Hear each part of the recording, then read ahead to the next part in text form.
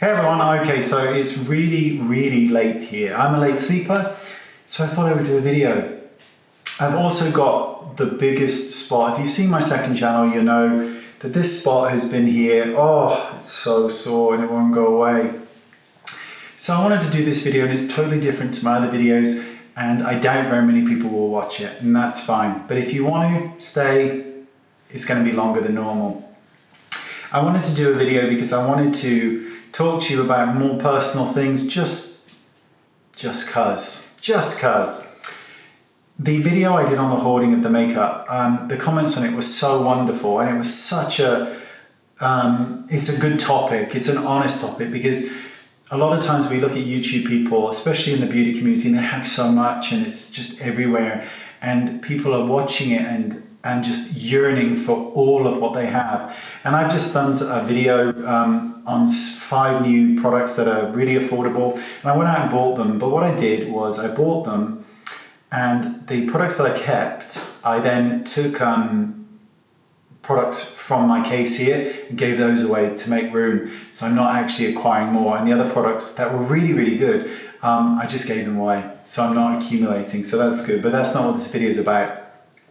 I kind of want to just talk about me and YouTube and everything that goes with it because there is this, maybe it's real, I always think it's a misconception, but maybe it's real that when you're watching somebody and they've got a lot of subscribers, right? And they're in their new house, right?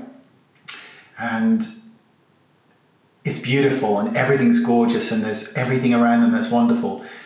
And it's like, how did you get there? It's like they've got this perfect life and they're dripping with glitter and gold and their partners are gorgeous and they're just loving life and they're going to all the premieres and they're doing this, that and the other. And I kind of want to talk to you about my life. So where I film here, this is the same place that I've been in before YouTube. Nothing's changed. My world has not changed. There's no gold and glitter and anything else. Everything stayed exactly the same. Because it just seems so odd to me that the artifice of it, I don't know, it was just so odd. So I kind of want to just talk about that. The way that I grew up was that there was just me and I was fostered when I was 18 months old and there was just me. And I never went hungry. I was always clothed. I always had things, but there was no money. There was never any extra money. There was not £5 spare ever because it was hard. And my mum is such a good person. She's such a good, decent person. And she worked hard her whole life doing multiple jobs to try and make ends meet. And there was this time when my mother was, I was probably about 12 and 11 or 12. And I came into the bedroom and I've mentioned this before. She was literally surrounded in bills. And it was really a case of, robbing Peter to pay Paul. So if she paid the gas, then she couldn't pay the electricity. And if she paid the electricity, then she couldn't buy food. And that was the last house that we owned. The house went and we went with it. And we went into a bed and breakfast that was paid for by the council because we had no home. And then we went and stayed with her sister for a while. And then the council gave us a council flat. And my mum lived in that council flat pretty much up until about a year ago or so. And then she was given another council house. It was a bungalow this time, but it was still a council bungalow. And she's been there ever since. And that's part of the reason why I do what I do. And why I still live in the exact same environment and I still wear the exact same clothes. I'm not wearing a Marni or Tom Ford or anything ridiculous. I'm not going to the opening of premieres because I wasn't involved in it. And just because you're on YouTube and you've got a high amount of subscribers, it is ridiculous to me and foreign why I would go to a cinema opening of a film when I've had nothing to do with the film. Nothing. But just because I've got nearly 3 million subscribers, that means that I'm entitled to go to a premiere. No, I'm not slagging off anybody that does, but to me it's so foreign, it's just crazy in my mind. And when I moved to South Wales, I moved from Somerset when I was 19, and I moved to South Wales, and I moved to be with my partner. And when I came here with my partner, it's all about money in my life, honestly. I came here and there was just more debt. And the first 2 years of my working, I gave all of my wages over to pay off this debt. And then after that, I think it was probably a couple of years as well after, I think I gave about 50% over to try and get this debt down that had accumulated. Not mine, but it was now joint, right? But it was also the most wonderful time of my life because there was nothing to do. We had no money. There was this amazing memory. We had this black pot, and in it was our money for the entire month, and it was split into days. That's how much money we had each day.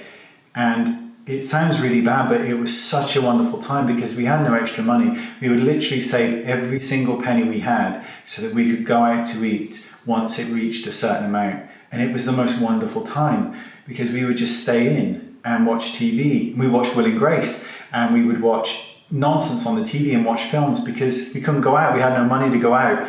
And it was just glorious, not having no money, but that you realize the things that were important as well.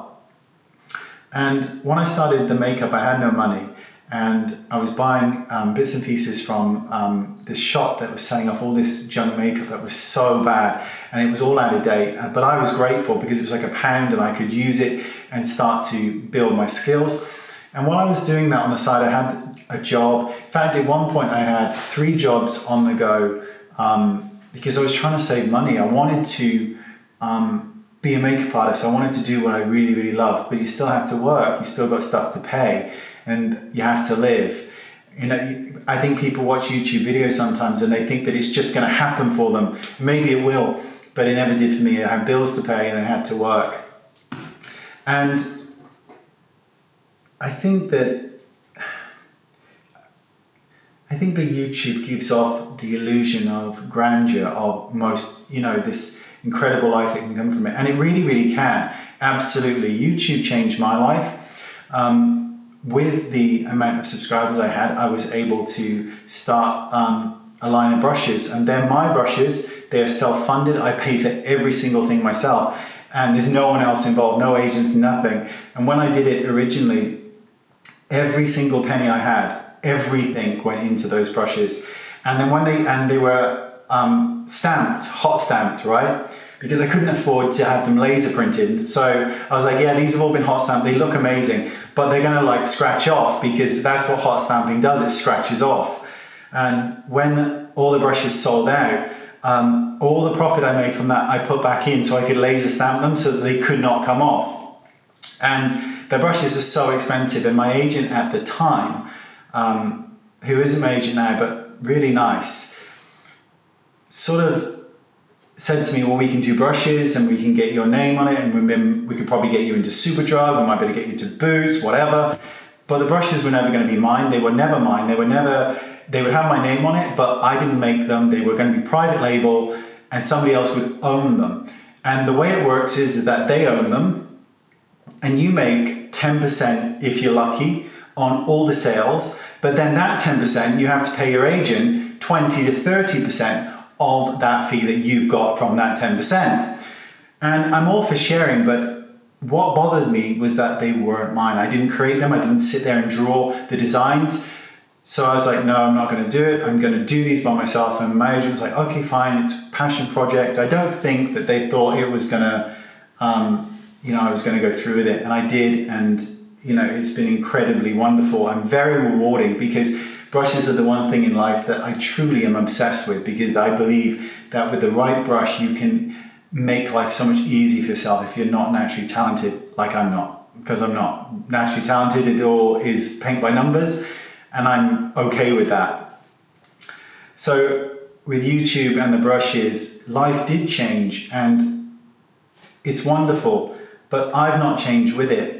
I'm still on the exact same money I was on when I was working for the BBC. That's my wages. That's what I take home a year. Exact same amount. Nothing's changed. I still don't own anything at Tom Ford other than the makeup. And the reason is because, and we're finally going to get here, and I no doubt you've all turned off. I'm so sorry. But the reason being is because I have a goal. I have no pension. I have no insurance. I want to reach a goal. And that's why I work so hard. That's why I do the YouTube. That's why I have brushes. It's why I work from the moment I wake up until I come home with clients, because I have a goal and I want to reach my goal so I can relax, because I'm tired. I feel tired.